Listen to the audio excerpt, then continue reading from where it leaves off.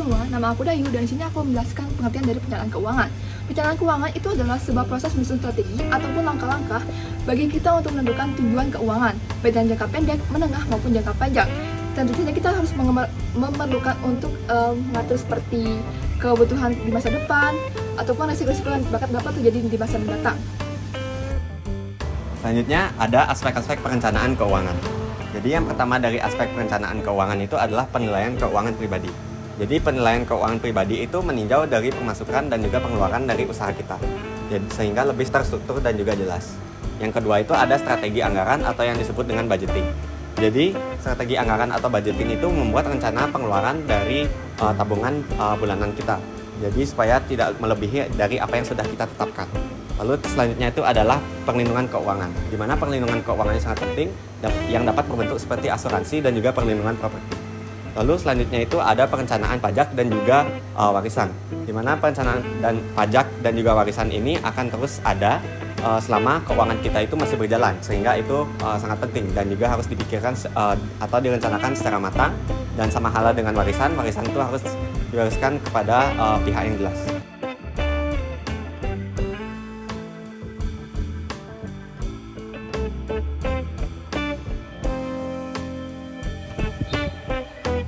Halo semuanya, kembali lagi bersama kita di Business Talk.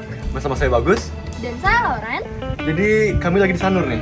Iya, dan banyak banget villa-villa di sekitaran Jalan Sanur ini ya Gus ya. Terus kita mau ngapain Lauren? Nah, jadi kesempatan kita kali ini adalah untuk mewawancarai salah satu pemilik villa di area Sanur ini. Betul sekali Lauren, dan kita udah ada narasumber untuk diwawancarai. Jadi yuk langsung. Nah, di sini kami dari Business Talk sudah punya narasumber. Jangan lupa siapa? Saya Bapak Yoga.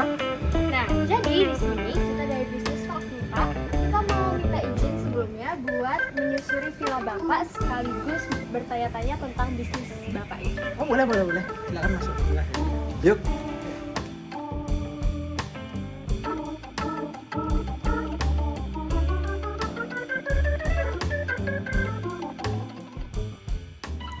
Baik, Bapak Yoga. Yes. Sebelumnya makasih untuk sudah diwawancarai. Baik. Nah, pertanyaan pertama, apa nama villanya, Kak?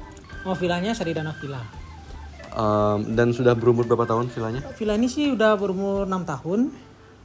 Berlokasi di Sanur, tepatnya dekat dengan pantai Duyung. Wah, kalau kayak gitu berarti modalnya harus gede tuh Kak. Kira-kira modal awal untuk membangun villa ini tuh berapa ya? Modal awalnya sih 17M ya, 17M. 17M, 75% itu untuk tanah, 15% untuk konstruksi, 7% untuk interior, dan 2% untuk operator. Satu tanah ini. Dan sebagian kecilnya untuk marketing juga. Terus kalau misalnya luasnya berapa, Kak? Kalau ulasnya ini 10 are. Oh, 10 Luasnya. Oke ya. Untuk tipe kamarnya apa aja? Tipe kamar ada satu kamar, ada satu kolam, ada 2 kamar, satu kolam. Yang satu kamar itu berapa? Kamar itu saya jual tuh di harga 1,8. Untuk yang 2 kamar? Kalau 2 kamar tuh saya jualnya di yang harga 2,5. Nah, kalau untuk villa yang terpencil ini kan kayak hidden gem gitu Ya. lah ya Kak. Kira-kira marketingnya tuh seperti apa ya Kak? Biar bisa dikenal oleh banyak turis dan lain sebagainya. Kalau marketing saya sih biasa lewat website ya. Websitenya itu bisa dari Traveloka, Agoda, Booking.com, dan website lainnya. Lalu untuk manajemen villanya bagaimana? Manajemen villanya tuh kemudian villa ini masih di manage oleh ibu saya. Tapi saya diantaranya karyawan, masih ada manajer untuk memastikan SOP villa ini berjalan dengan baik. Oke. Nah, untuk SOP-nya bagaimana? Apakah kita bisa tanya ke staff langsung? Oh, bisa langsung ditanyakan ke staff saya. Siap. Siap. Oke. Siap. Makasih Pak Yoga. Siap.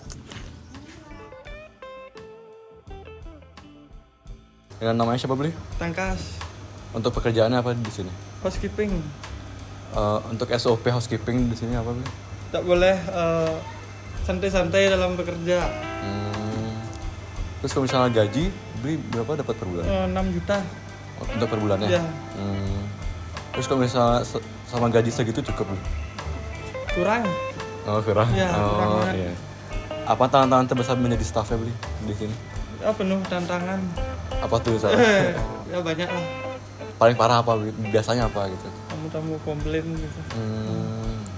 Oke, yuk makasih beli ya. Ya. Ya. Namanya siapa, Bli? Itu namanya Hendra. Hendra. Iya. Pekerjaannya Di sini bagian butler. butler. Ya. Terus kalau misalnya kerja di sini ada SOP-nya atau gimana? Kalau SOP ada. SOP itu yang pertama tuh ya jam kerja, waktu kerja datang tuh. Habis itu untuk pekerjaannya di pas bersihin kamar, pas handle tamu, atau enggak pas bersihin area. Terus kalau misalnya gaji per bulan di sini berapa, Bli? Kalau gaji di sini 4,5, 1.500.000. Pas setengah itu cukup buat beli sebulan, buat pengeluaran beli sebulan. Cukup nggak cukup ya harus cukup. Ya, deh. puas Ya. berarti ya, puas. Iya. Kalau misalnya tantangan terbesar jadi staff di sini apa, Bli? Tantangan terbesar di sini gimana kita bisa melayani tamu supaya tamu itu nggak komplain, supaya dia bisa kembali lagi ke sini. Pernah ada masalah, Bli? Ada Kalau masalah ada aja.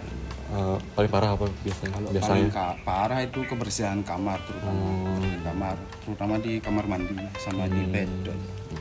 udah cukup, Bli ya. Makasih, Bli ya. Ya.